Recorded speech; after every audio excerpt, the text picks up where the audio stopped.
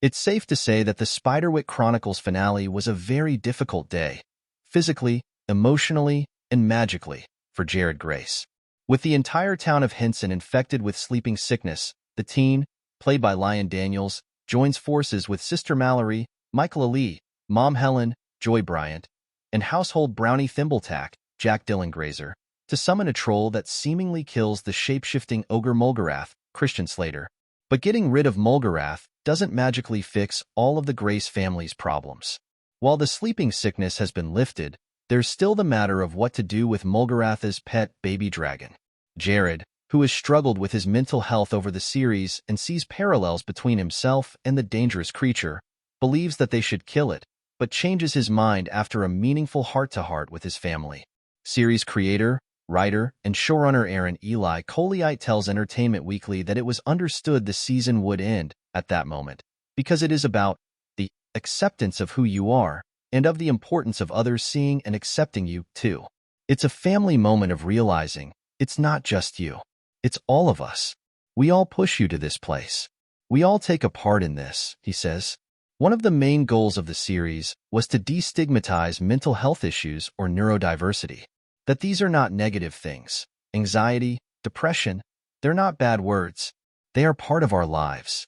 He adds that Jared's ability to wield the Vorpal sword, which only manifests for the right user, is also a testament to his true character.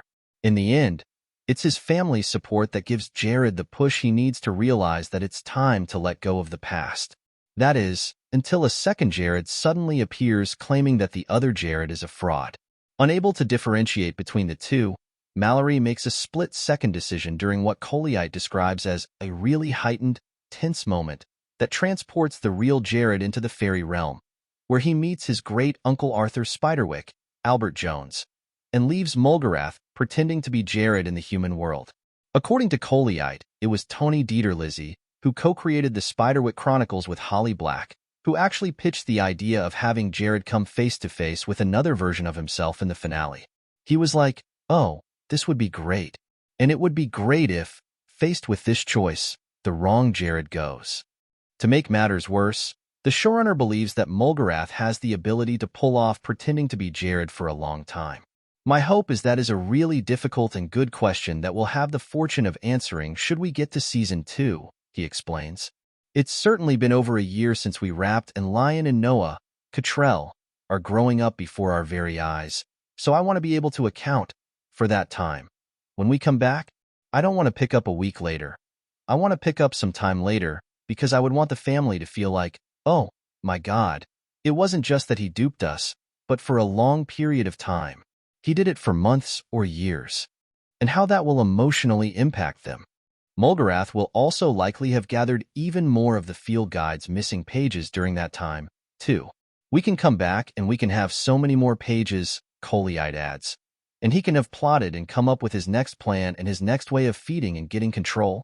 And there's plenty of potential drama waiting to unfold in the Fae world should the series get a second season. In the book, Arthur's stuck there. There's a reason why it hasn't come back, Colliite says. He's there. Lucinda's, Charlene Woodard, also there, and Jared's there. How do you escape from this place that you don't want to leave? It's not going to be an awful prison. It's a beautiful place. But how do you compare that when you're in this Edenic world, but the real world is waiting, and it needs you as well? How do you combat that? He continues, I think we would love to tell our version of a prison escape story and a different version of it to the question of, how does Jared get back when the elves will not let him leave?